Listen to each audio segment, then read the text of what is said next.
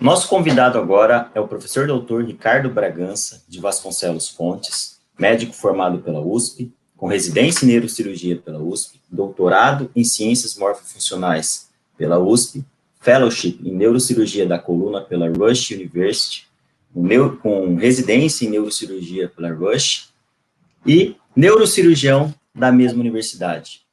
Doutor Ricardo, muito obrigado, é uma honra tê-lo conosco nesse evento.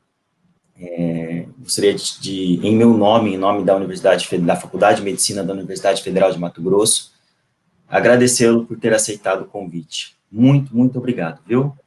Não, eu fico muito contente, professor Flávio, muito obrigado pelo convite, é uma honra de estar participando dessa maneira virtual. O que eu tenho cobrado de todo mundo é que depois me faça um convite para ir visitar o lugar, né? Tá normal aí. Vamos ver aí, conhecer, que é uma das poucas áreas do Brasil que eu não conheço. Aí. Conhecer o Pantanal. Opa! Eu tenho orgulho de dizer, eu sou 21 estados, mas não Mato Grosso. Então, depois eu vou cobrar, a hora que a gente voltar mais ou menos para o normal. Mas, por enquanto, a gente vai aí virtualmente. Será uma honra. Muito obrigado, viu? Mais uma vez, muito obrigado ao professor Flávio, muito obrigado à Faculdade de Medicina da Federal do Mato Grosso, e eu vou conversar hoje sobre anatomia aplicada à cirurgia da coluna vertebral. Essa aqui é uma foto de nosso hospital e nossa faculdade aqui em Chicago.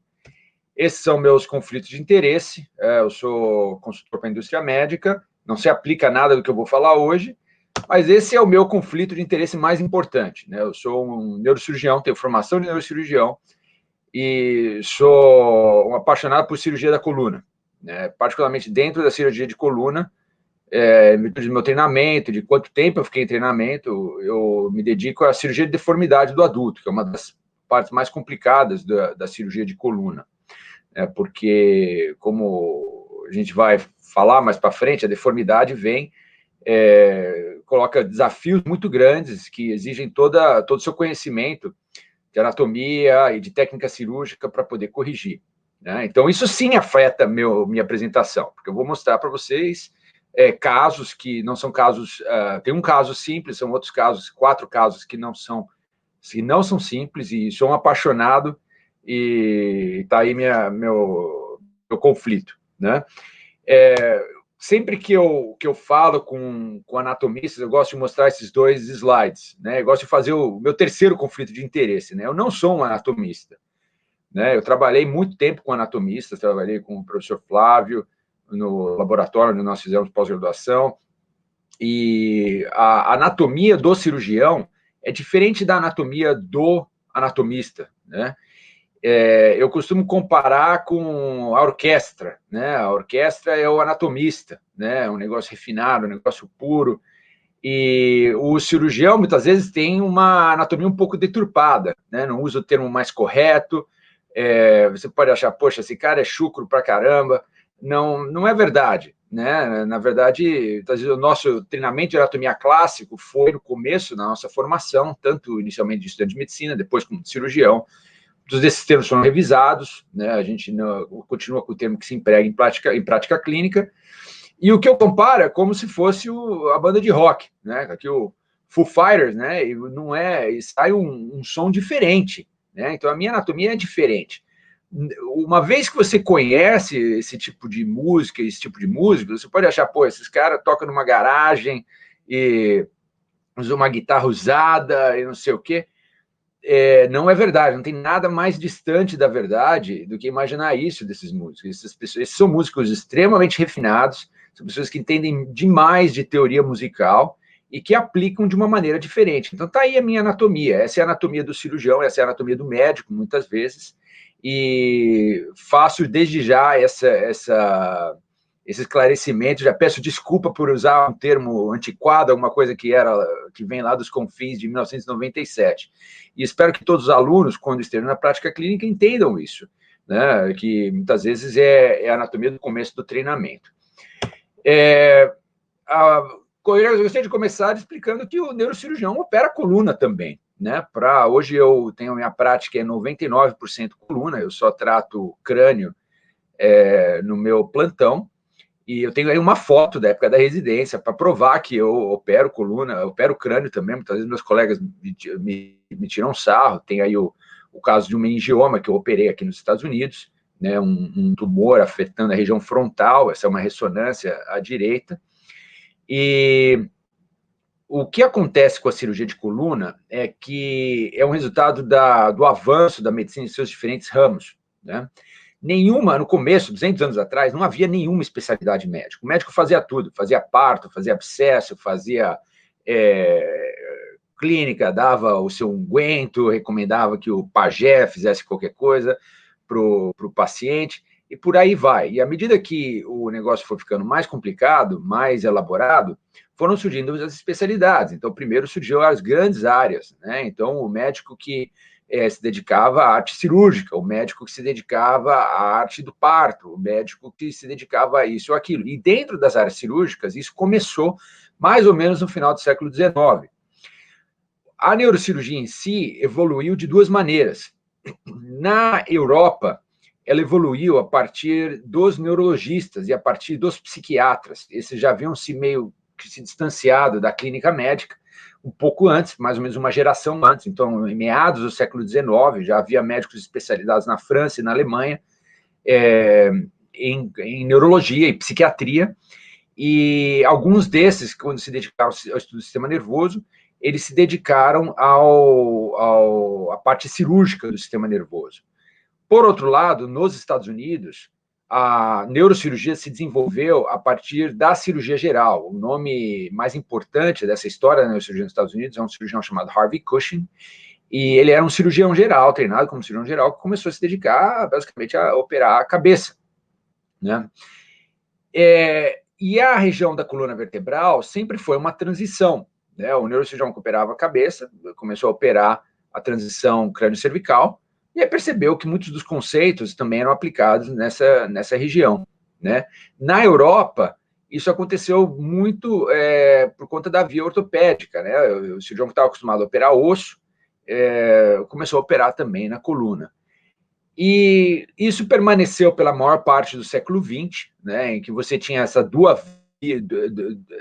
via de treinamento, né? Você havia neurocirurgiões que se dedicavam à cirurgia de coluna também, ortopedistas se dedicavam à cirurgia de coluna também, mas, mais uma vez, o campo foi evoluindo, e hoje, o mais comum, pelo menos aqui nos Estados Unidos e na Europa, é que o neurocirurgião ou o ortopedista que faz cirurgia de coluna faça só cirurgia de coluna, porque os conceitos também mudaram, né, tanto em crânio como em coluna vertebral. E isso está chegando no Brasil. A grande verdade é que todo mundo que está assistindo aqui essa conferência, essa aula, pode pensar quantas pessoas vocês conhecem que tem um tumor cerebral e quantas pessoas vocês conhecem que tem dor nas costas, né? É muito mais comum a patologia da coluna vertebral. Então, até no Brasil, isso por uma pressão do mercado e da área, você tem muito mais pessoas que se dedicam à coluna, e é natural que essas pessoas se especializem, e aquilo que você pratica, você costuma ser melhor nisso.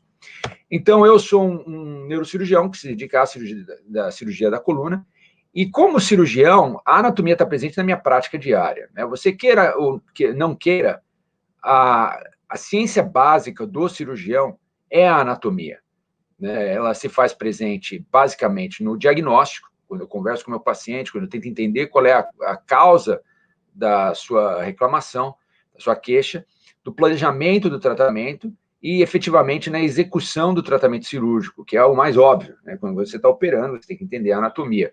Mas acho que, principalmente no que se refere ao sistema nervoso, você tem uma porção de diagnóstico e planejamento que a anatomia se faz muito presente, que é o chamado topodiagnóstico, que em neurologia, quando você tem a queixa do paciente, você tenta localizar ao longo do sistema nervoso central e periférico de onde que se origina a queixa do paciente. Eu vou ter alguns exemplos aí para mostrar para vocês.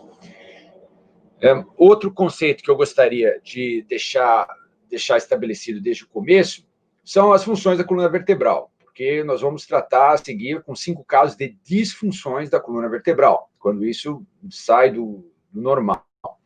Você tem a função óbvia inicial de suporte estrutural, não só para manter a postura bípede do ser humano, é um negócio que todo mundo quer. Qualquer desvio dessa postura bípede, o ser humano tenta compensar, um conceito que nós chamamos de cone de energia. O ser humano, ele quer que a sua cabeça e seus ombros fiquem alinhados sobre a pelve, e qualquer desvio desse alinhamento ocorre numa região chamada cone de energia, em que basicamente você tem um desvio, uma angulação, e os músculos paravertebrais tentam corrigir isso, tentam colocar você de volta, e a custo de mais energia, eventualmente a custo de disfunção desses músculos, com dor, se você continua saindo para fora dessa posição, e eventualmente um comprometimento clínico, com dor, com disfunção muito grande, se você cai ainda mais fora desse cone de energia. Você tem, dentro dessa função de suporte estrutural, a coluna vertebral tem que aguentar cargas fisiológicas, o andar, o caminhar, o correr, o pular, de acordo com a sua idade. E também muito importante, principalmente na região cervical, o olhar conjugado horizontal. Isso é terrível. Eu vou mostrar um caso de comprometimento de manutenção do olhar conjugado horizontal. O ser humano quer olhar para frente, certo? Ele é terrivelmente debilitado se ele não consegue manter isso.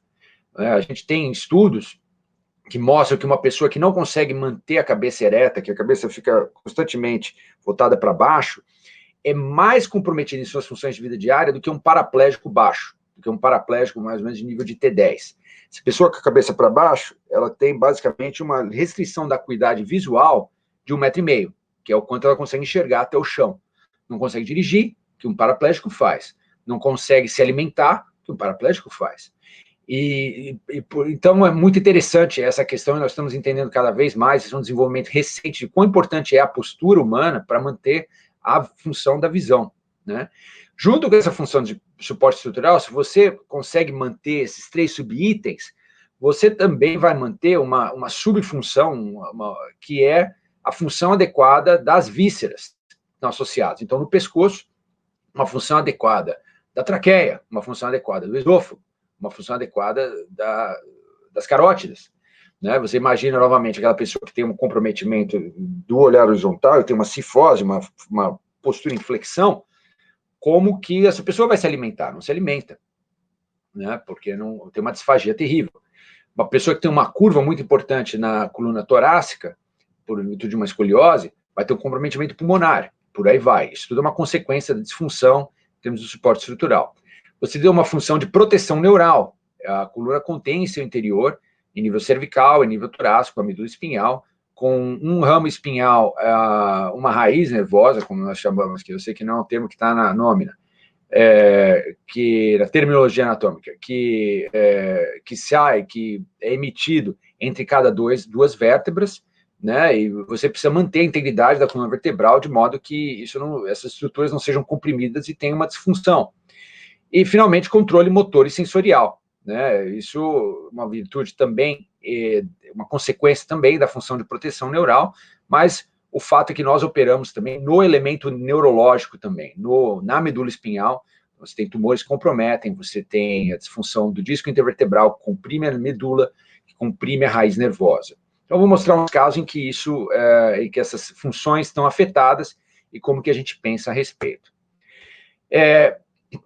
Quando o paciente chega para mim na minha clínica, o primeiro passo é tentar descobrir o que está acontecendo. Se eu não sei o que acontece, eu não tenho como tratar.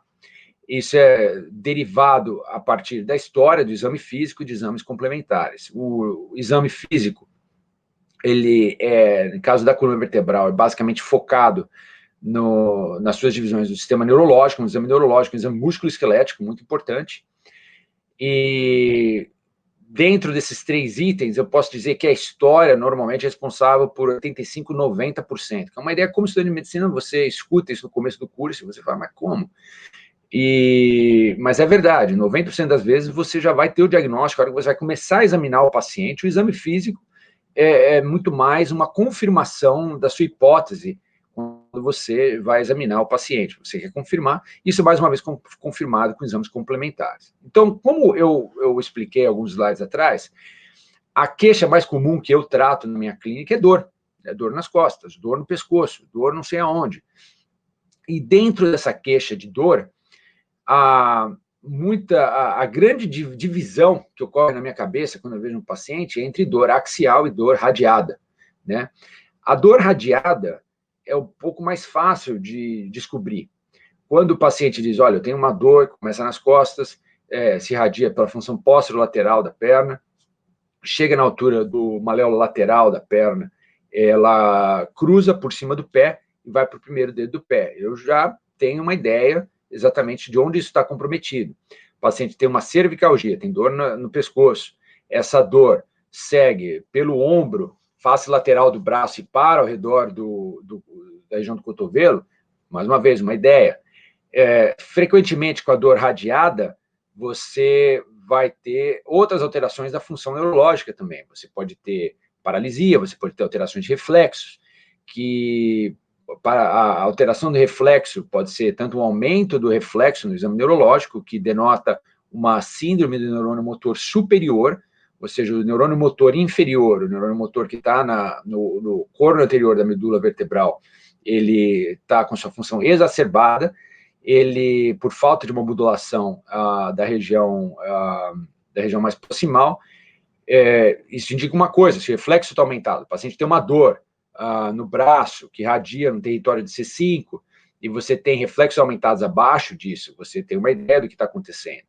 O paciente pode ter a abolição do reflexo, se você tem um reflexo aquileu abolido, no caso com dor lombar, isso significa outra coisa. Então, tudo isso serve no topo diagnóstico, e aí que o conhecimento da distribuição dermatomal, da distribuição dos miótomos, a inervação de cada músculo, aí que isso mostra o seu valor. Por outro lado, a dor axial é muito mais complicada para eu descobrir a origem. Porque, na verdade, quando o paciente fala, eu tenho dor no pescoço, essa dor pode estar vindo de múltiplos lugares, pode estar vindo de múltiplas vísceras, pode estar vindo de um disco, 2 discos, 3 discos, todos os discos. Você não tem como diferenciar, né? E essa é aí que você, muitas vezes, vai começar a usar os exames complementares até para fazer o diagnóstico. Mas é assim que é a grande divisão. Sempre que o paciente chega com dor, axial, radiada, e a partir daí você vai ver esses outros fatores. Então, o primeiro caso que eu gostaria de mostrar é de um homem de 26 anos, com uma história de lombalgia radiada para o membro inferior esquerdo há 2 meses. Essa dor era só no membro inferior esquerdo, não ia para o direito, posterolateral até o dorso do pé, ou seja, maléolo lateral, e aí cruza por cima do pé e vai para a superfície dorsal do pé, e primeiro dedo do pé. Piora com a atividade física. Quando eu converso com esse paciente, o que eu pergunto? Onde é a dor? Desde quando isso começou? Se é uma dor aguda, se é uma dor crônica? Como que aconteceu? O que piora? O que melhora? Quais são os outros sintomas associados? A piora e a melhora é um negócio interessante, né? É muito comum que o paciente com queixas de dores crônicas, fibromialgia, se apresente ao cirurgião de coluna. E é uma coisa diferente se o paciente refere dor 24 horas por dia versus o paciente refere dor com atividade física. Se você pensar na anatomia da coluna vertebral e você pensar como uma série de anéis, o que é a vértebra? Na verdade, a vértebra é nada mais que um anel ósseo, né, que se articula um em cima do outro, dentro da coluna vertebral. Ele é separado por uma sínfise, por um disco intervertebral em sua parte anterior, e por articulações, a chamada articulação zigoapofisária, ou, como se chama na prática clínica, a articulação facetária, na parte posterior. Isso é uma estrutura de anéis que ficam um em cima do outro, que é uma estrutura mecânica, como qualquer outra, um conceito de engenharia. Então, de uma maneira geral, essas queixas dolorosas, que são estruturais, que são devido a uma disfunção desse arcabouço anatômico, isso piora com carga. É que nem um carro velho, que está rangendo a roda. Você tira toda a carga do carro, isso aí vai melhorar. Você carrega o carro, você põe 10 camaradas lá em cima, o carro vai fazer mais barulho, vai ter mais problema. Então, essa é a grande distinção que se faz quando se conversa com o paciente. A dor, você tenta buscar uma causa estrutural de dor do paciente, porque pode haver outras causas que são as chamadas funcionais, causas que você não correlaciona com uma causa estrutural e que você não tem um diagnóstico topográfico, você não sabe onde operar, você não tem como operar um paciente que você vai tratar de uma outra maneira. Então, esse paciente tem uma relação muito importante com a atividade física. No exame físico, fraqueza da dorsiflexão do pé esquerdo, então a fraqueza do músculo tibial anterior, do extensor do primeiro dedo. A gente gradua em neurologia a força muscular em 5 graus, de 0 a 5, 0 paralisia, 5 normal, 2 é um movimento que você só observa o músculo contraindo, 2, um movimento no plano horizontal, 3, vence a gravidade, 4, vence uma resistência. Então, uma fraqueza leve ou moderada. Sinal de Laseg, que é, na verdade, a extensão da perna na posição sentado, paciente com uma dor radicular exacerbadora, ou seja, estirar o nervo ciático, piora a dor, e o reflexo aquileu diminuído à esquerda. Ou seja, tudo isso mostra uma síndrome do neurônio motor inferior, além de uma síndrome sensorial.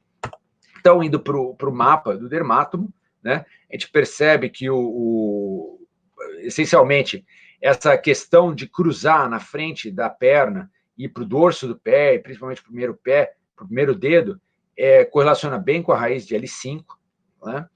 E, então, com a história, você já percebe, o homem jovem com uma radiclopatia, uma disfunção da raiz nervosa de L5, você já tem uma ideia de onde está o seu problema, né? A radiclopatia, de uma maneira estrutural, pode acontecer de 2 maneiras. O que acontece é que a coluna envelhece mais ou menos a partir dos 15 anos de idade, né? A grande verdade é que 10 mil anos atrás, ninguém vivia para ter 30 anos. O homem ia morrer na guerra, ia morrer de diarreia, ia morrer de qualquer coisa, a mulher ia morrer no parto, com 20 anos de idade, e ninguém envelhecia a sua coluna. E à medida que, a partir do século XVIII, o avanço sanitário e tudo mais, a expectativa de vida foi aumentando, a gente começou a ver as doenças degenerativas aumentando. As pessoas começaram a ter infarto, começaram a ter derrame, começaram a desenvolver câncer, e começaram a desgastar também suas articulações e sua coluna. Então, a principal parte da coluna que se degenera ou envelhece, degeneração é um sinônimo de envelhecimento, é a sínfise, é o disco intervertebral, que tem uma irrigação muito pobre. Então, essa cartilagem sofre uma modificação com a carga e com a isquemia dessas células e começa a perder suas capacidades mecânicas. Algumas vezes esse disco vai se romper e vai comprimir os elementos no interior do canal vertebral, chamada herniação discal. Essa herniação pode ser um pouco mais lateral e comprimir a região do forame intervertebral também, que dá uma disfunção muito grande, porque é aí que está o gânglio da raiz dorsal. Isso é uma disfunção terrível, uma dor terrível para o paciente. O disco também pode simplesmente perder a altura e não chegar a comprimir a raiz nervosa. Esse é mais um caso típico de degeneração discal. Mas com esse indivíduo, você já percebeu que tem uma radiclopatia de L5, então você já vai procurar alguma coisa nessa região que esteja comprimindo o nervo de L5. Né? Esse aqui é um exemplo da herniação discal, quando ela ocorre no foramen, ela comprime o gânglio da raiz dorsal e contra o processo articular superior da vértebra inferior, mas também é um componente inflamatório. Esse disco libera citocinas que ocorre uma inflamação muito grande do nervo, e esse nervo passa a transmitir a informação de uma maneira errada, que é a dor que o paciente sente. Então, foi pedido uma ressonância. A ressonância é um exame muito detalhado, que demonstra partes moles muito bem, não demonstra ossos muito bem, mas o que você tem aqui na margem, no lado esquerdo da tela, é uma visão sagital, é um corte sagital da coluna vertebral. À esquerda você tem a parte anterior, que posterior. Esse é o corpo vertebral, esse é um disco, essa é uma sínfise. O disco normal tem bastante água nessa sequência da ressonância é branco, é água e gordura, então esse aqui é um disco normal. Pode vir um pouquinho para o canal, esse aqui é o corte do canal vertebral, mais uma vez, branco é água, isso corresponde ao líquor, e as raízes nervosas da caldequina. E você vê aqui o disco L5-S1, tem uma hérnia de disco. Você saiu um fragmento, esse disco se rompeu, um disco diminuído de altura, rompeu um fragmento para dentro do canal vertebral. E essa aqui é uma visão axial, ou transversa, da coluna vertebral. Essa aqui é a parte posterior, essa aqui é a parte anterior.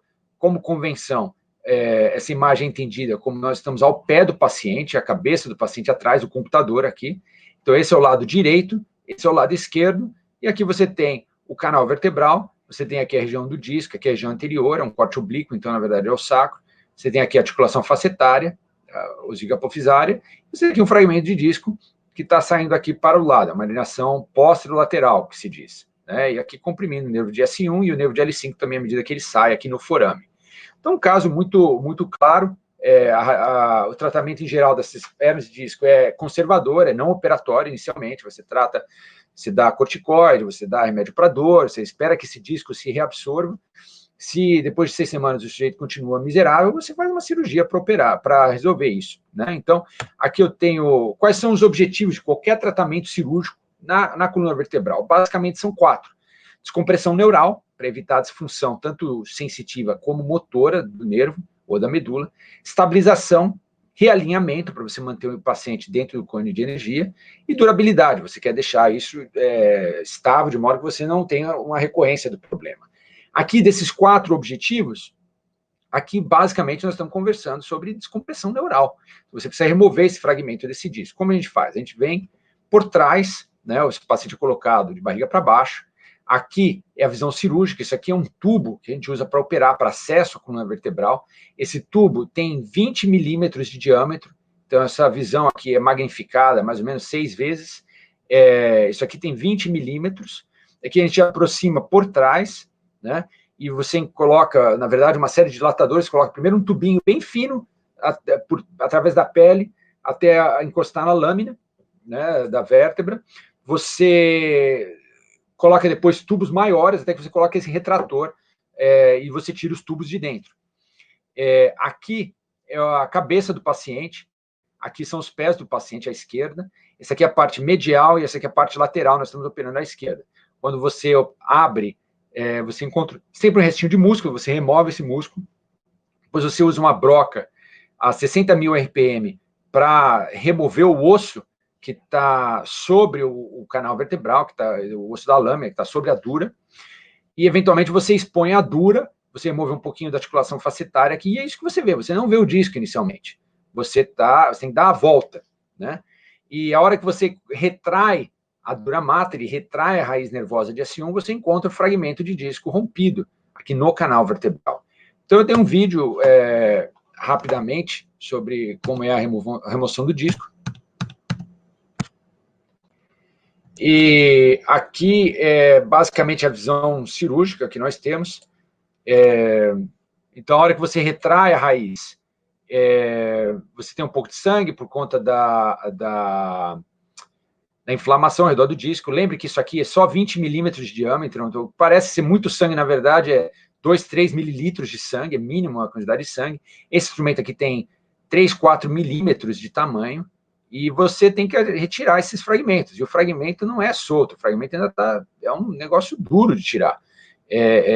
Como se fosse uma cartilagem mesmo, que você está acostumado a ver no cadáver, é um negócio bastante duro, né? Apesar de estar rompido. Então, você vê que eu tento ficar puxando essa cartilagem, está rompida aqui, né? E esse é todo o trabalho que você faz nessa cirurgia. Isso tudo irrita a raiz nervosa, em geral, a melhora é mais ou menos imediata após a remoção do disco, né?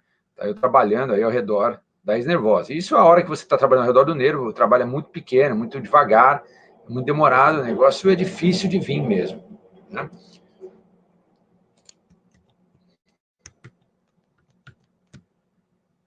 Então, voltando para a apresentação. Então, esse é a hernia de disco, essa é uma das cirurgias mais simples que a gente faz, né? E o objetivo, basicamente, é descompressão neural.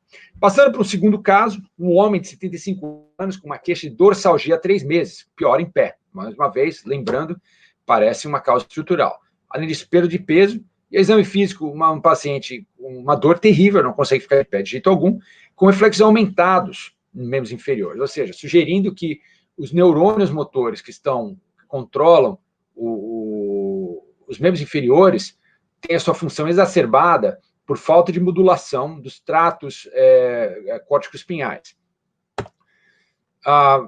Mais uma vez, lembrando da função estrutural, aqui o corpo vertebral, com relação à carga axial, ele é responsável por sustentar 80% da carga axial.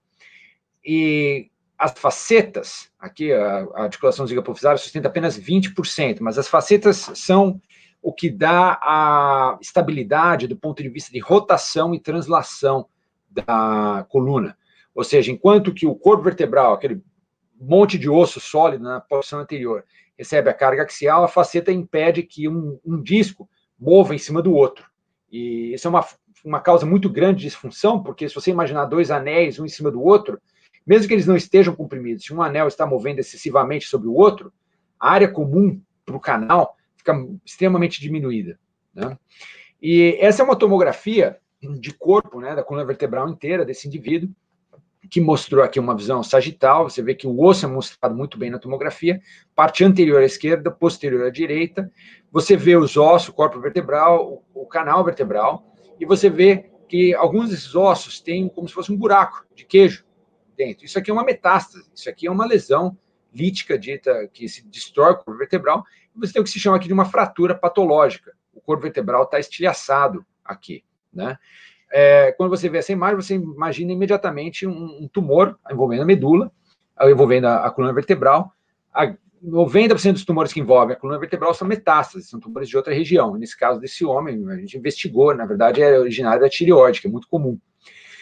Isso aqui é a ressonância, mostrando aqui, na imagem da esquerda, um corte sagital com contraste. Então, tudo que brilha dentro do corpo vertebral, aqui, por exemplo, aqui é uma metástase, aqui outra metástase menor, e aqui uma metástase com a fratura patológica. Então, a grande questão aqui desse indivíduo, ele estava tendo dor, porque o corpo vertebral ficou fragilizado, perdeu sua capacidade de suportar a carga, está comprimindo a medula espinhal. Aqui você vê bem a compressão da medula espinhal, aqui você vê a disfunção, não tem mais espaço nenhum para essa medula. Aqui os cortes axiais da mesma região. Esse corte do meio é um corte de T9, um pouco mais acima, só para vocês verem como que é o canal vertebral normalmente na região torácica. Você tem a medula espinhal ocupa mais ou menos 50% a 60% do canal.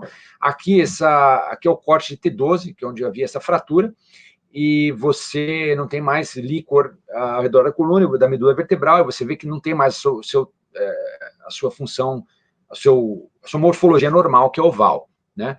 Isso aqui é extremamente complicado, porque uma vez, principalmente em T12, você tem a artéria radicular magna, né, o de Adamkiewicz. Então, o grande problema com essas compressões ao redor de T12 é se comprime o suprimento vascular dessa medula, você tem como se fosse um pequeno derrame da medula. A medula infarta e morre. E aí é um negócio catastrófico, não dá para você recuperar essa função da medula. Então, toda a compressão ao redor dessa região é algo que nós ficamos sempre muito cientes e muito preocupados, né? Não tem quantidade de fisioterapia que você possa dar para esse paciente, remédio que você possa fazer esse negócio reverter, né? Isso aqui é um tratamento cirúrgico por excelência. Você precisa, dentro daqueles 4 objetivos, descomprimir a medula e reestabilizar a coluna para suportar a carga. Note que tratamento do câncer não é um objetivo aqui, é um tratamento local só, mas na verdade, em caso de metástase, o tumor está no corpo inteiro. Então você vai tratar localmente, mas você não vai atrás de curar esse paciente.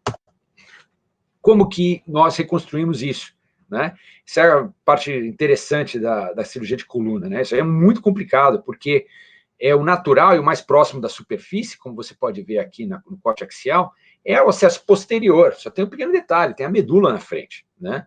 Quando você vai reconstruir a parte do corpo vertebral, você não tem como mobilizar essa medula. Primeiro que ela está comprimida, você remove os elementos posteriores, mas você precisa vir ao redor.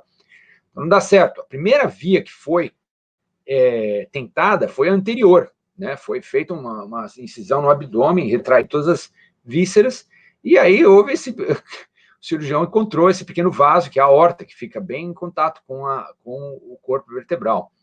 Então também não deu certo. Mais ou menos no começo do século XX, foram inventados os primeiros acessos laterais, então inicialmente através do tórax, abria a pleura, e você retraía o pulmão, desinsuflava o pulmão, só um pulmão contralateral que ficava inflado durante o procedimento, e você removia tudo isso aqui pela frente. É uma via muito interessante, você tem um acesso muito bom ao corpo vertebral, mas a reconstrução não é tão boa. A reconstrução vai somente os parafusos e a gaiola de metal para suportar o peso, não consegue estabilizar, mais uma vez, a questão da rotação e da translação. Então, não é uma fixação muito boa. E é muito mórbido você acessar pelo tórax. Lembre-se que esse é um paciente com metástase, com perda de peso. Esses pacientes são pacientes debilitados.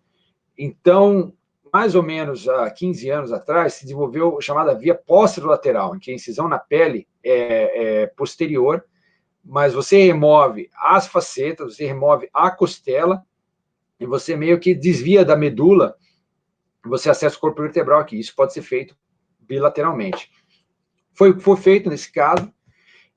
A estabilização que se usa é algo chamado parafuso pedicular, que isso é um dos negócios mais interessantes quando você está aprendendo cirurgia de coluna, é colocar esse parafuso, né? Como eu falei, se a fixação pela frente não é tão forte.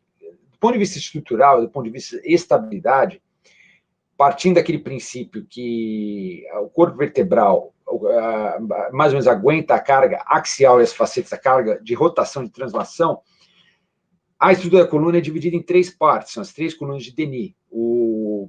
Primeiro 2/3 do corpo vertebral, o meio, a parte posterior do corpo vertebral e as facetas, que é a coluna média, e a posição posterior, a coluna posterior. Esse parafuso que foi inventado, que é um parafuso que é colocado através do pedículo, ele é a única instrumentação que consegue estabilizar as 3 colunas de Denis. E por isso que ficou muito popular. O grande problema do parafuso pedicular, como você pode ver no diagrama da esquerda, ele passa logo abaixo da raiz nervosa, passa muito perto da raiz nervosa, muito perto do canal vertebral, e é muito complicado de você colocar isso aí de uma maneira segura. Isso precisa de um conhecimento anatômico extremamente apurado. E foi isso que nós fizemos, então abordamos isso por trás, via posterolateral, e esse é o resultado. E você basicamente fez uma vertebrectomia, você trabalhando ao redor da medula, você coloca 2 parafusos em cada corpo vertebral por 3 níveis acima, 3 níveis abaixo, coloca uma haste temporária, você basicamente remove a vértebra inteira, então você divide o corpo da pessoa em 2, fica extremamente móvel, por isso é uma haste temporária, e você reestabiliza a coluna, né? É um resultado muito bom, e esse indivíduo está completou 1 ano essa semana da cirurgia e está muito bem, né? Tratamento do seu câncer. Aqui é o resultado, mais um close-up da reconstrução, mostrando a gaiola ocupando o lugar do corpo vertebral e os parafusos para estabilizar a coluna, né? Aqui o acesso que foi feito. Terceiro caso, um caso bastante similar, uma mulher de 35 anos, ciclista atropelada. Aqui em Chicago você tem, ao invés da ciclovia que tem em São Paulo, que você para o tráfego, o que tem aqui são faixas, né? Então o tráfego corre junto. Então você tem a calçada, o carro parado, estacionado, uma via para o ciclista e uma via para o carro. Então, o que é uma causa terrível de acidente aqui é quando o ciclista está vindo e o motorista quer sair do carro estacionado. Então, abriu a porta, essa mulher atingiu a porta, voou por cima da porta e caiu na faixa de trânsito. E veio um carro e atropelou essa mulher por cima e arrastou por 30 metros. Dorsalgia, dor em flanco, incapaz de mover os pés e anestesia em pés e períneo, os pés bilaterais, paralisados. Então, já correlaciona, dentro do topo diagnóstico, alguma lesão traumática da parte baixa da coluna lombar. Ele conseguia mover a parte proximal dos membros inferiores, então L2, L3, você assume que estejam intactos. Essa aqui é a imagem da tomografia, então à esquerda, um corte sagital, a parte da frente, a parte posterior, o corpo vertebral de L5 estilhaçado, basicamente não tem nada para suportar o peso, fragmento dentro do canal, aqui a visão transversa ou axial mostra os fragmentos, isso aqui é uma fratura chamada explosão do corpo vertebral, é uma fratura extremamente grave. As facetas estão comprometidas também, né? Não é tão dramático, mas você pode ver que grande parte do canal está ocupado por fragmentos ósseos, a faceta está deslocada aqui, essa faceta tinha que estar alinhada com a faceta de baixo. Essa aqui são os cortes chamados parassagitais, né? Então, esse aqui é o lado direito da paciente, esse aqui é o lado esquerdo da paciente, mostrando o forame intervertebral. Então, aqui você vê um forame normal, dá para ver discretamente a raiz nervosa aqui, pedículo e articulação facetária aqui. Aqui do lado direito você tem o forame tá diminuído, mais aberto. Do lado esquerdo você vê um fragmento ósseo dentro desse forame, né? Então explica basicamente o déficit dessa paciente. Você tem uma disrupção, você tem um comprometimento das 3 colunas, você tem compressão do canal vertebral, você tem compressão do forame. E essa é a ressonância da paciente, mostrando uma compressão terrível do canal vertebral. Esse aqui é um corte transverso, mais uma vez, em L2, mostrando o canal vertebral do tamanho normal, com a quantidade de fluido dentro, e esse aqui é o nível de L5, mostrando que tem os fragmentos ósseos ocupando aí mais ou menos 80% do canal vertebral, todos os nervos aqui nesse pequena parte do canal vertebral. Você pode ver que do lado esquerdo é mais comprimido do que do lado direito, né? E como que nós estabilizamos? Estabilizamos com os parafusos pediculares acima e abaixo.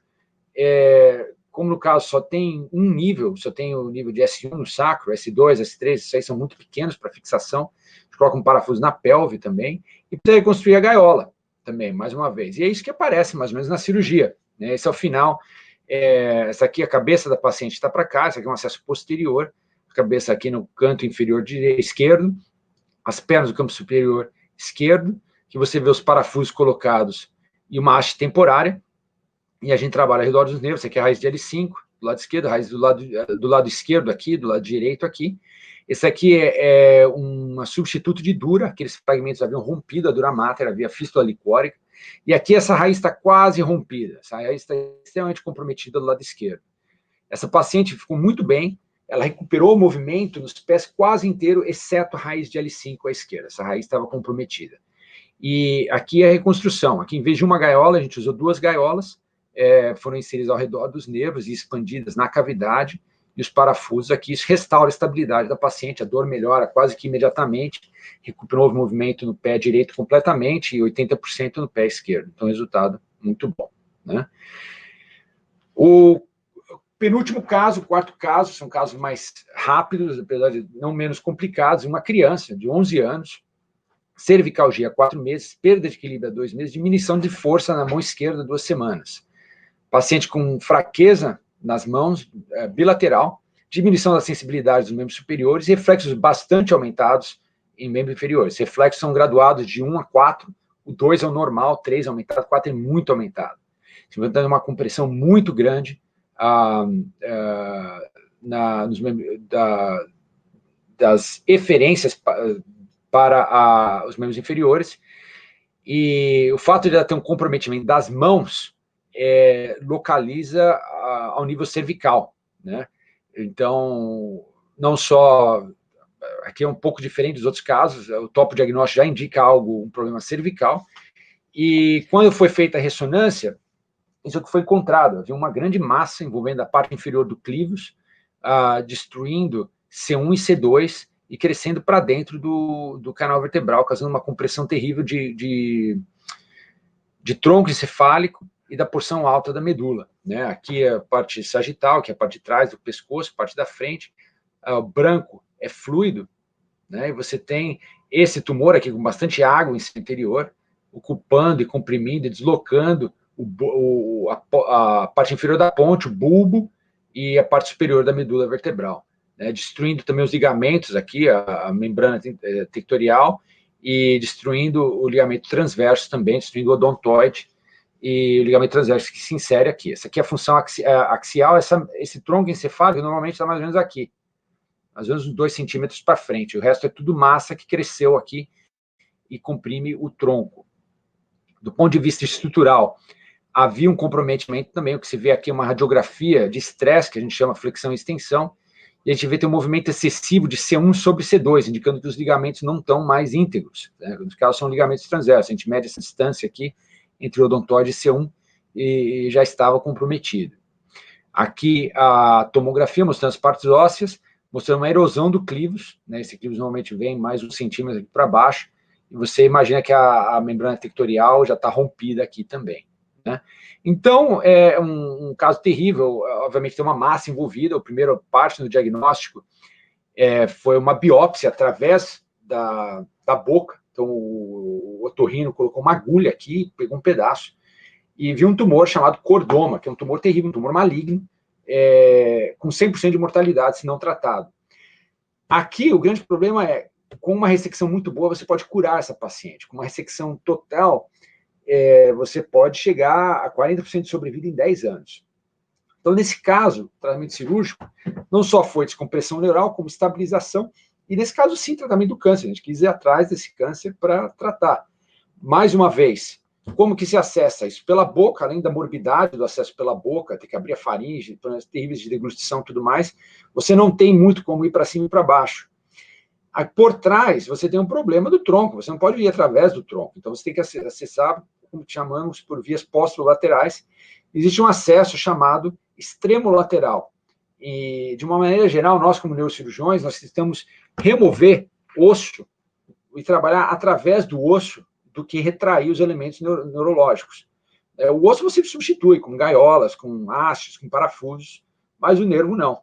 Então, o que se faz é esse acesso por aqui. Então, aqui você tem uma visão posterior, né? Você tem o occipício, C1, C2, você remove o arco de C1 e você tenta acessar. Normalmente você tem a raiz de C2 aqui, você secciona a raiz de C2, que tem pouca morbidade, você mobiliza essa artéria vertebral para cima, qualquer lesão na artéria vertebral leva um derrame, e você remove a massa lateral de C1 e o côndilo occipital e acessa posterolateral a parte da frente da medula, uma cirurgia muito bonita.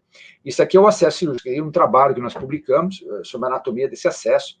Aqui, o lado direito do paciente, cerebelo, medula espinhal, raízes de C2, nervo de C2. A parte dos elementos posteriores das vértebras foram removidos. Aqui C2 seria aqui, né? Seria aqui abaixo. Aqui seria C1, certo? O arco vertebral de C1, o arco posterior de C1 foi removido. Então, a janela de trabalho é aqui, essa vertebral a gente puxa para cima, sem comprimir. Você remove essa articulação e você remove o côndilo também, por aqui, que está atrás da vertebral.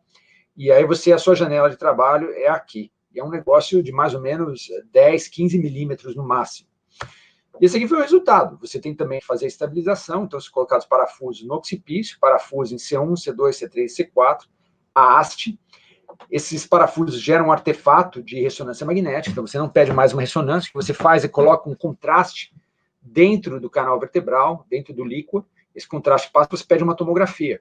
E aqui mostra a ressecção completa desse tumor, bastante difícil, e a gente coloca uma costela da paciente, a gente remove uma costela e coloca aqui sobre a costela, de modo que, eventualmente, isso grude no occipício, grude em C2, C3, e aí vira um osso só, isso é o que se chama de artrodese, ou fusão de occipício a C4. Essa paciente está muito bem também, 1 ano após a cirurgia. E o último caso que eu gostaria de mostrar é um caso rápido também, mas não menos complicado. Um homem de 60 anos que ilustra aquela coisa que eu falei no começo, de ser incapaz de manter o olhar horizontal há 25 anos. Ele tem uma doença reumatológica chamada espondilite anquilosante, que vai gradualmente travando as vértebras. Ele perde o disco, perde a faceta, isso vira um único osso. Se esse travamento, se essa fusão ocorre numa posição fisiológica, tudo bem, não tem dor, sem problema, só perde a flexibilidade. O problema é que muitas vezes isso acontece com uma cifose extrema. E no exame físico era isso que via, um homem que foi dito para ele que não havia o que ser feito, com a capacidade de manter o olhar horizontal. Basicamente, ele estava sobrevivendo assim há 25 anos. E essa é a maneira que ele se encontrava, né? Uma cifose cérvico-tóraco-lombar, com um comprometimento extremo da função de vida, das atividades de vida diária. Ele dobrava os joelhos para tentar compensar, movendo para trás, né? Mas era tudo isso que ele conseguia olhar para frente, ele conseguia só ver o pé, né?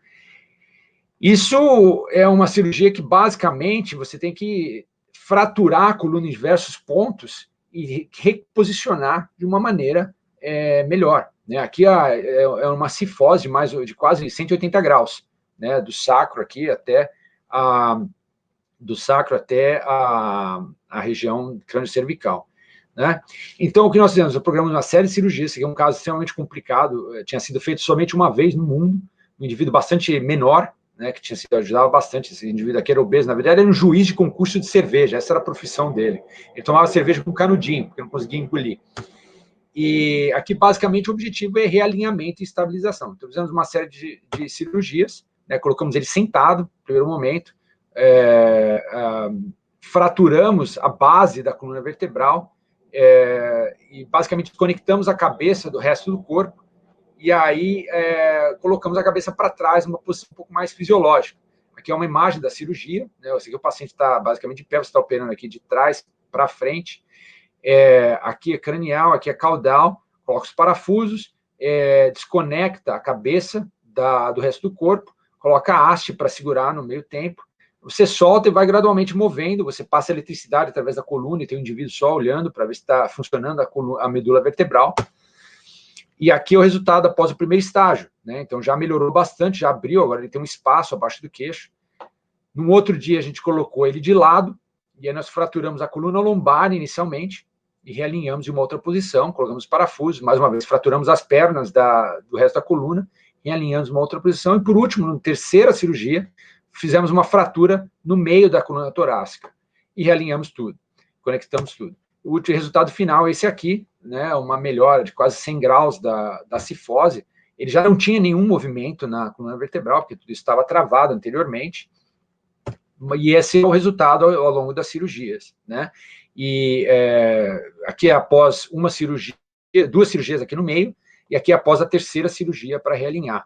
A ideia, como ele não tem movimento, é não alinhar perfeitamente, é deixar ele ainda voltado um pouquinho para baixo, porque senão ele não consegue ler e não consegue descer a escada, se ele não tiver o olhar um pouquinho para baixo. Então a ideia é deixar 5 a 10 graus para baixo, e foi isso que a gente conseguiu. Então, era isso mais ou menos que eu gostaria de mostrar, enfatizar como conclusão que a anatomia é a ciência básica do cirurgião. Não gosto de anatomia, eu sinto muito, você pode ajudar muita gente, mas não como cirurgião. A cirurgia de coluna é extremamente gratificante, todo mundo vai ter um problema de coluna na vida, eu garanto, pode ser bastante desafiadora, mas pode ser extremamente gratificante também, está se gradualmente tornando uma especialidade única. Quem está hoje na faculdade, muito possivelmente, ou talvez pensando em entrar na faculdade, daqui a 10 anos, talvez entre numa residência depois de cirurgia de coluna. Mostra como conceitos anatômicos são aplicados à prática diária, e você já começa a estudar isso desde o primeiro ano de medicina, e nesse sentido, eu sou extremamente grato aí aos anatomistas que me ajudaram nessa jornada. Aqui eu tenho uma foto, o professor Flávio, o professor Edson, que foi nosso mentor de doutorado, nossos colegas Guilherme, William, do doutorado, aqui a turma do laboratório que a gente trabalhou, e eu só tenho a agradecer essas pessoas que me ajudaram a entender a anatomia, e gostaria que eles, toda vez que eles vissem um desses casos com um bom resultado, eles sentissem que eles são um pouquinho responsáveis pelo bom resultado também. É isso aí, Flávio, muito obrigado. Falaram o quê, né? Tenho que só te agradecer, doutor Ricardo. Muito obrigado por sua brilhante palestra, por participar desse evento. Eu poderia ficar aqui horas falando coisas boas a seu respeito, mas o que eu posso te agradecer. Muito obrigado. Espero que Deus te dê muita saúde para que você possa continuar exercendo com maestria a sua profissão, com precisão, influenciando positivamente a vida dos seus pacientes aí nos Estados Unidos. Infelizmente, o nosso país não valoriza os bons profissionais, mas que você continue exercendo com maestria a sua profissão.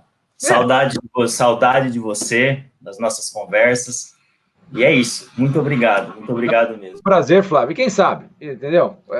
Talvez num outro dia, num outro tempo, né?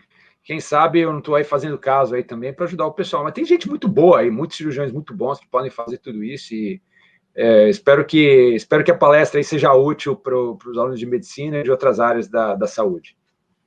Aguardamos você aqui no Pantanal. É isso aí. Um abraço, Flávio. Muito obrigado. Muito obrigado. Até mais. Tchau, tchau.